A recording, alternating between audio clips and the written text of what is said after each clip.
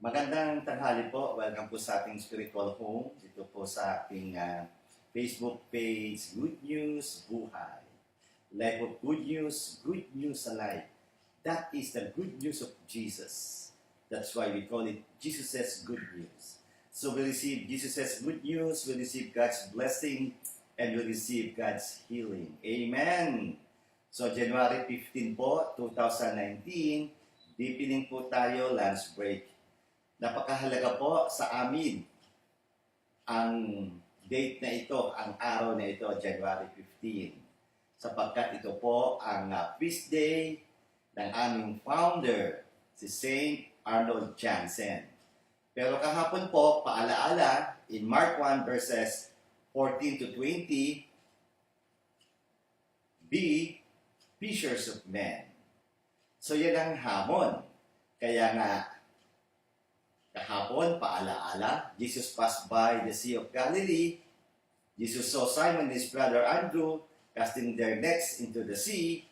Then Jesus said, "Come after me, and I will make you fishers of men." Kaya yung movement po, tingnan natin yung movement from fishermen, tagahuli ng isda, to fishers of men. So, ngayon, tao na ang kinukot, ang hinuhuli, ang kinakawil. At yung lugar naman from the Sea of Galilee to what we call Ocean of Humanity.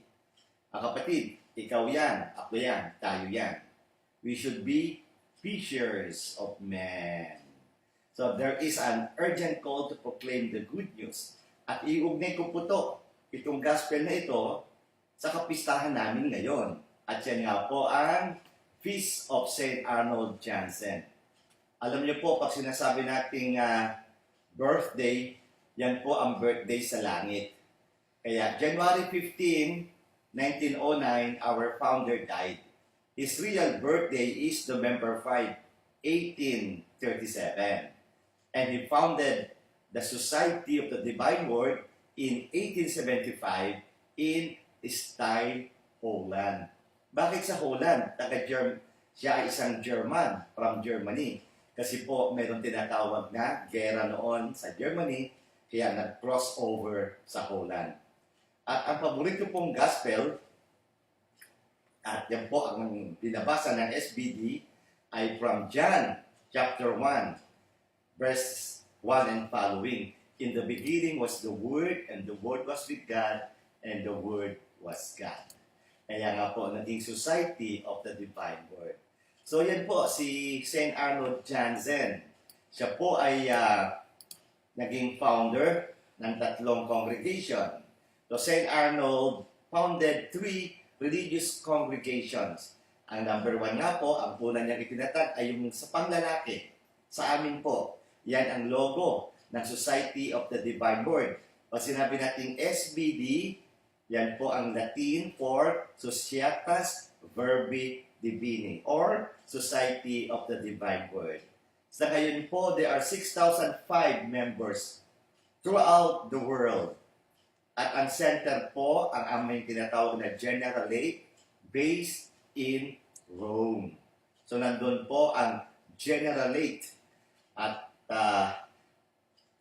nandoon po tayo sa buong mundo, ang mga SBDs or the Society of the Divine Word. And then itinatag din po ang Blue Sisters at ang Pink Sisters. Ito naman ang female congregations. Yung blue, active. Yung pink, tinatawag natin contemplative. Kaya yan po ang 3 kongregasyon na itinatag ni St. Arnold Jansen. I had the privilege to witness the canonization of St. Arnold Jansen on October 5, 2003 in Rome. Kasama niya po ang isa pang SBD, another saint, si Saint Joseph Freinademetz. At yung pong kanyang co-foundress ay mga blessed na rin po.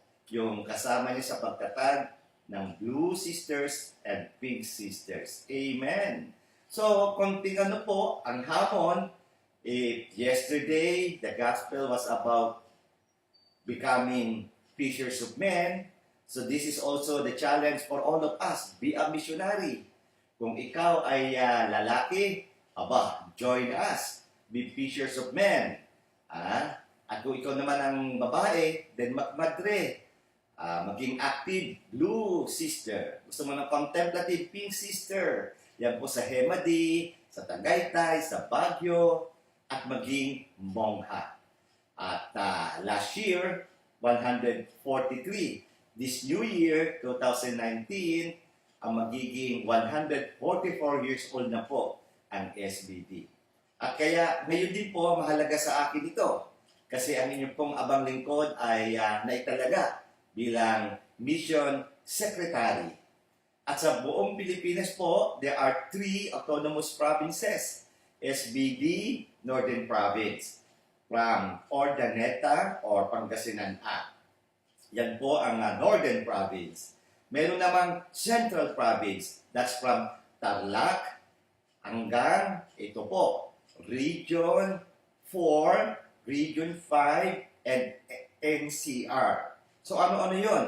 Ito po yung tinatawag nating National Capital Region. Metro Manila, kasama po ang Bulacan. At pag ikaw'y napunta doon, sa Bicol Region, yan. Kaya hanggang meron po tayong Divine Word College of Legazpi. At mayroon naman sa Southern Tagalog. Ito yung Calabarzon at Mimaropa o tinatawag na Region 4, the Southern Tagalog. So meron din po tayong paaralan dyan sa Divine Word College of Calapang, Divine Word College of San Jose, ang St. Jude Catholic High School or School. At doon naman po sa South, entire Visayas and Mindanao. Naku, napakalaki po yun. At meron kami, we have two universities. The University of San Carlos in Cebu, a premier private Catholic university in Cebu, and another university in Bohol, the Holy Name University. So we are into different missions. School, nabanggit na, sa mga pastoral, parishes, formations po. Kaya marami kaming seminary. Dito sa Christ the King, ito ang minor sa Tagaytay, major ang novitiate sa Mindoro. At meron din po kami mga formation house po para sa mga brothers sa Cebu. At ganoon din, meron ding formation sa Ordaneta, Pangasinan. So, Christ's mission is our mission.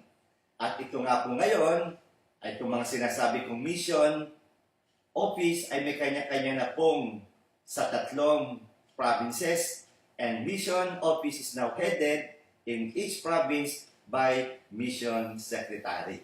So sa Central Province po, ang inyong abang lingkod, ang mission secretary. At ano naman ang ginagawa? To animate the mission, pray and support the missionaries. At kaya yan din po ang ating ginagawa. So dito po sa Central Province, we have 3 animation. So pag ngayon po, pag September, merong worldwide mission to support all missionaries in the world. And then ngayon pong January, we animate ang mga pari po, mga brothers ng SBD, karamihan, tumulong, subalit pag nag-retire, ni walang SSS, kaya ngayon po, kayo po ay bilang misyonero, komisyoneros, komisyonaris, tulungan po natin yung mga pari, brother na trabaho sa inyong lugar. At pag may po, meron tayong, we support also our formation houses. Nabanggit ko na, dito sa Christ the King, may sa Tagaytay, at yung pong aming postulancy sa Tagaytay, novitiate sa Mindoro. So we pray, we animate. So, be fishers of men. At happy feast day, the Father, and now St. Arnold Jansen. So, be a part of our mission. At tulungan po natin. Mag-animate po tayo ng mission at tulungan ang mga apostolates ng SBD at ganoon din po ng Blue Sisters at Pink Sisters. Kaya mga kapatid, dito sa ating spiritual home, tuloy-tuloy po tayo. Be fishers of men. Kaya pag napakinggan natin ang words of Jesus, we become inspired. Not only that, we become closer to God, we become better persons, and now we are ready to be a missionary to serve God and to serve His people. Tagapin niyo po ang pagpapala, paghihirap na nagmumula sa Panginoon. The Lord be with you. May Almighty God bless you, the Father, the Son, and the Holy Spirit. Amen. And St. Arnold Jansen, pray for us. St. Joseph Bernadimetz, pray for us. So mga kapatid, tanggapin ang maraming biyaya at dinggin ang hamon. Be a follower of Jesus. Be a fisher of men and women in the world. Maraming salamat po. Ito po si Father Glenn Paul Gomez, SBD, ang inyong spiritual animator. Bumabati din sa Pilipinas sa magandang tanghali, magandang oras naman kayo naroon.